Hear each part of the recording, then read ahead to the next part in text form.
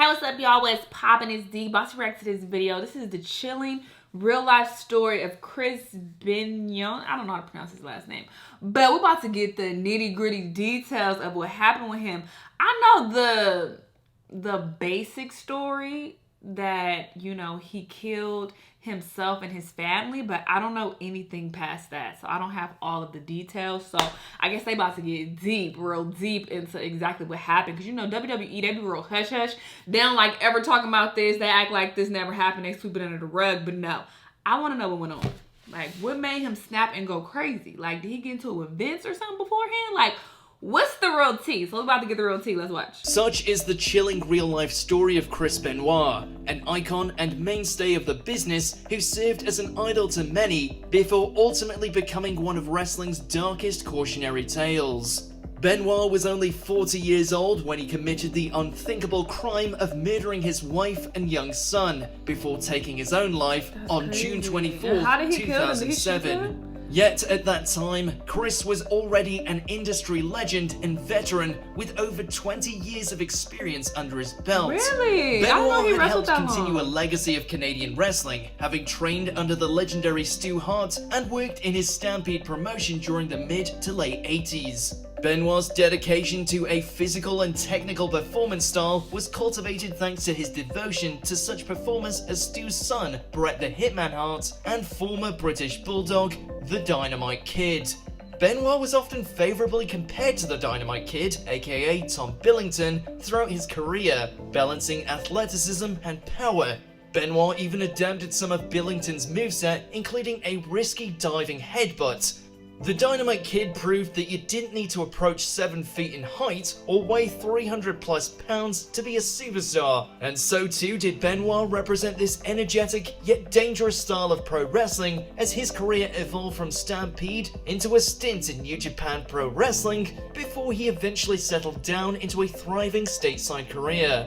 We're talking about the Canadian guys, and I know you're tight with a lot of those guys, right? Yeah. There's a real group that stays together. You watch each other's back, right? Somewhat. It's here within promotions like the World Championship Wrestling, Extreme Championship Wrestling, and Vince McMahon's World Wrestling Entertainment where many fans best remember BENOIT's work, as he won countless titles and accolades from Tag Team Championships, US Championships, and television titles to WWE's World Heavyweight Championship at WrestleMania 20.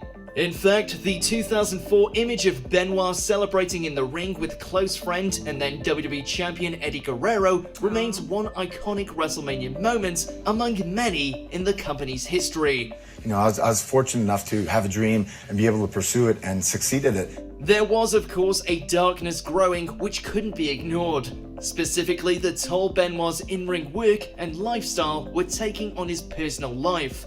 We mentioned earlier his comparisons to the Dynamite Kid with regards to his impressive yet undeniably reckless style. Tom Billington was one of many wrestlers who dealt with numerous health problems as a result of the physical injuries and concussions sustained during his career.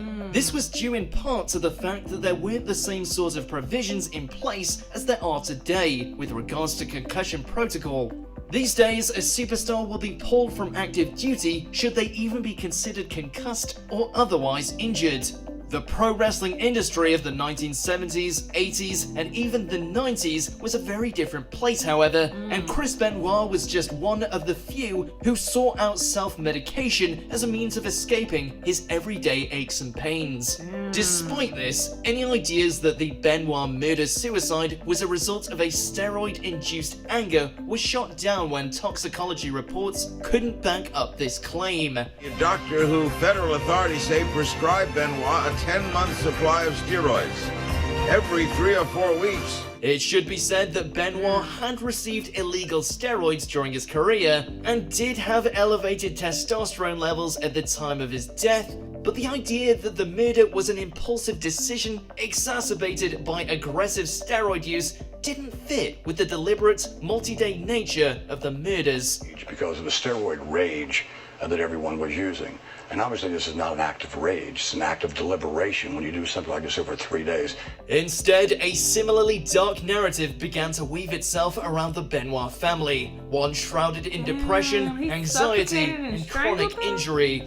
Nothing about Chris Benoit's character says that he was capable of doing this. Images of Benoit's brain showcased an alarming amount of damage, so much so that it could be compared to that of an 80-plus-year-old Alzheimer's patient. Many fans and professionals within the industry attribute this damage to the countless blows to the head Benoit sustained over the years.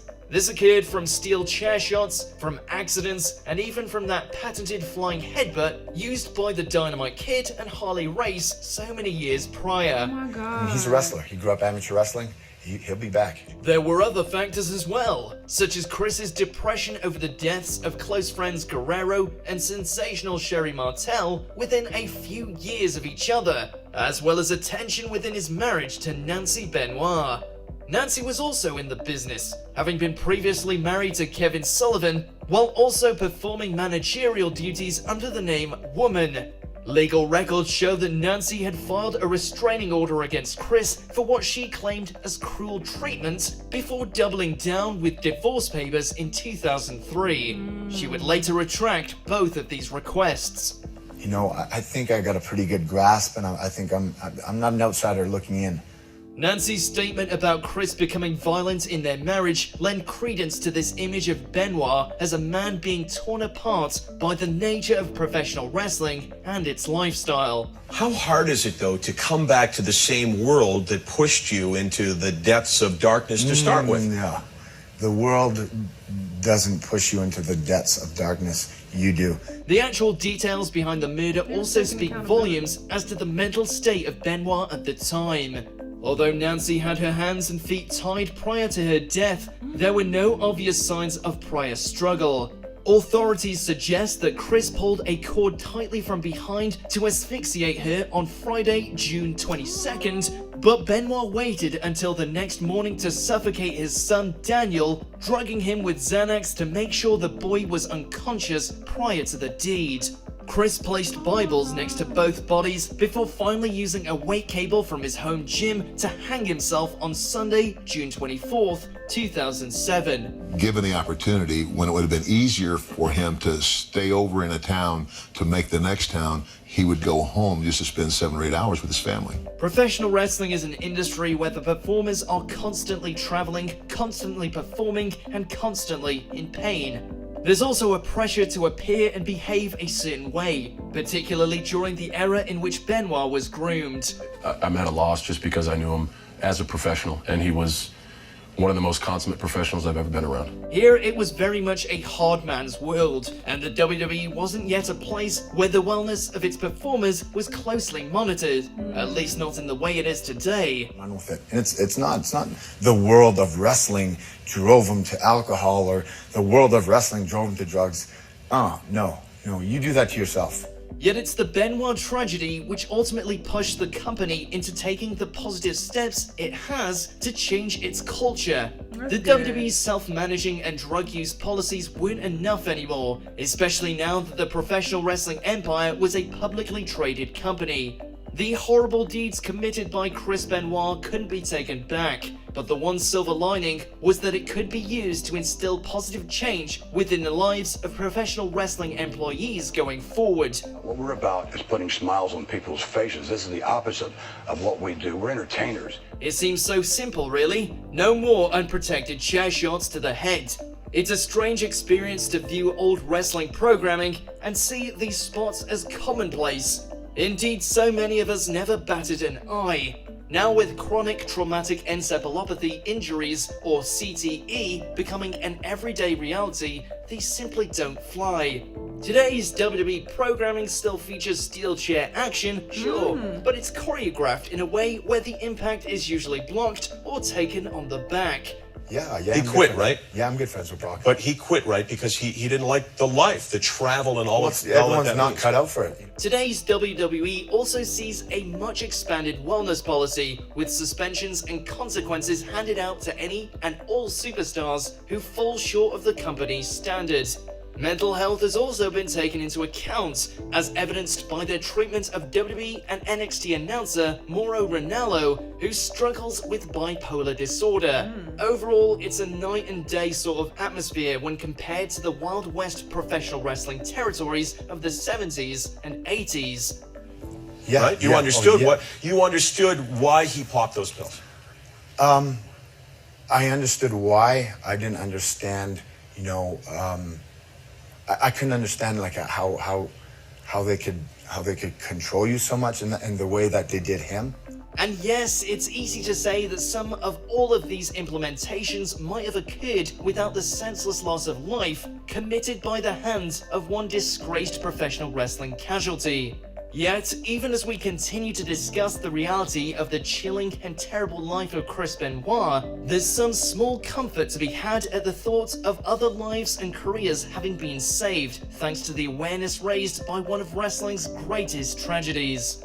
Dang, that's true though. Unfortunately, sometimes something super tragic has to happen in order for change to be implemented. Because that just reminds me of how TSA is here in America. Like, ever since 9/11 occurred, our security at our airports are like tip top. You gotta go through fucking scanners, put your hands up, you gotta take your shoes off, do all this shit, and they don't do that in other countries. Like, traveling to other countries, it's super easy to just go through their security at their airport, but in America, we like super tip-top thorough, so something extreme had to happen for us to implement that change. And in the case with Chris, WWE had to make a lot of changes so that this wouldn't happen, in the future. So honestly, by them doing that, they kind of have accepted some sort of responsibility. Like, yes, and he was taking full accountability, like, in that interview, about for his actions and other people's actions. But yes, he is accountable for what he did, but look what they said. They scanned his brain, and he had the brain of an 80-year-old dementia patient. Like, that's crazy. And he was only 40 years old.